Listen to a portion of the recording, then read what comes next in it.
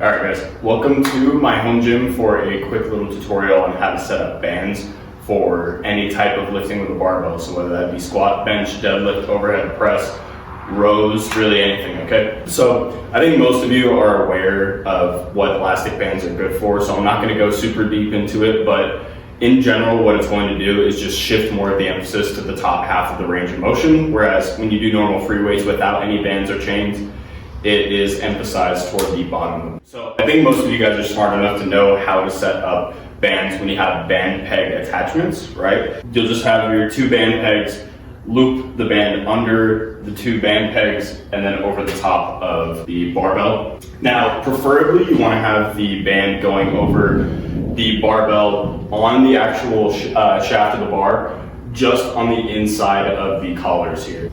Now, the reason for that is because these collars are designed to spin, right? So if you have bands on there and you have some weight on there, what's gonna happen is that the collars are gonna spin really dramatically and it's gonna spin a little bit out of control. And obviously you wanna be stable in your movements.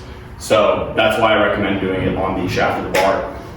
Also, it displaces the weight further out when you have the band on the ends of the barbell. The other important detail for this attachment with the pegs is you want to make sure that it's spread out and set up to where you are going to be over the middle of the two band pegs when you're doing your movement, right? So the reason for that is because if once I unrack this, it's going to want to go forward until it's in the middle of the band peg. So you want the movement to start and end where the center of gravity of the barbell is right in the middle of the two band pegs. If not, it's going to throw you forward, throw you back. It can be really dangerous. Guys, please just be safe because these bands do not work the way normal gravity works.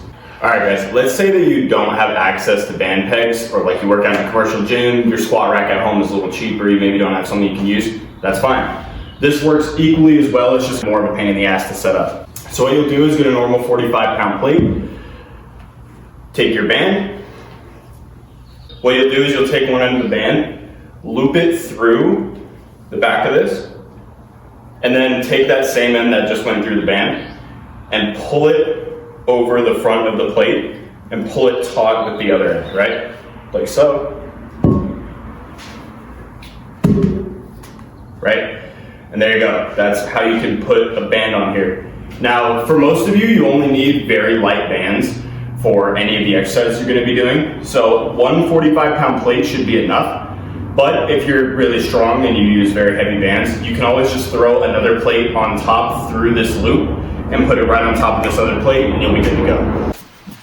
Okay. Something you can do in order to increase the band tension on this just a little bit is when you have these two pegs, right? And you can see this at the end of like a deadlift platform or anywhere else you might find these band pegs. What you can do is just take either end and loop it under one time on either side so that it stays balanced.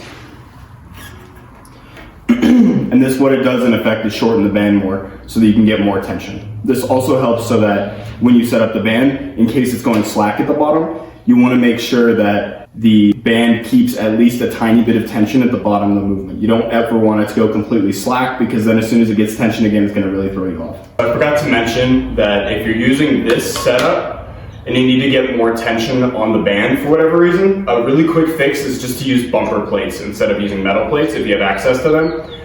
Or what you can do is get two metal plates, stack them on top, and then do the wrapping method that I showed earlier.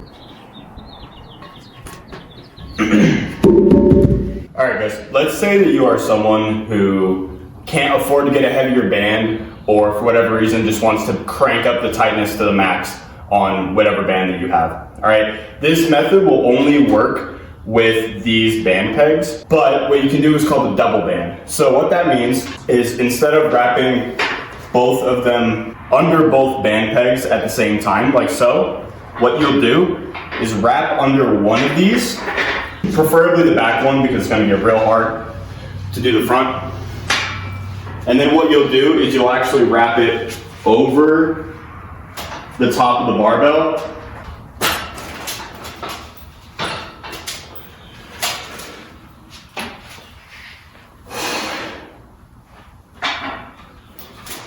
and get it to where you've got one end of the band wrapped around either band peg like so. This probably isn't going to be applicable to most of you for overhead press and for squat, but for bench and for deadlift, this is a really, really easy way to max the amount of tension you have just out of these lighter bands. Be careful, because again, if you try this on squat or overhead press, there's a decent chance that these could snap. I'm not gonna lie, this is a pretty light band and I almost snapped it just getting into place for this video, so just be aware.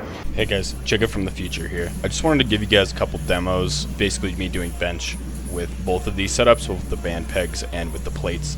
So I've used both of them to great success so far. Both of these are about the same band tension just because the pegs are not going to stretch the bands as much. But anyhow, thanks for watching guys. Leave a like and a comment to show me that you like this type of video. I really enjoyed making it. Have a good one.